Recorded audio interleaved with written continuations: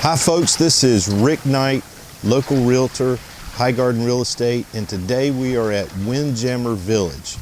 The community is on the Intracoastal Waterway located in Little River, South Carolina.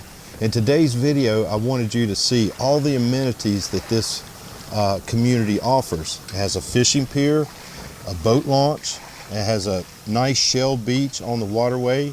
You have RV and boat storage, swimming pool, a marsh walk, and we're right next door to the Vereen Memorial Garden Park.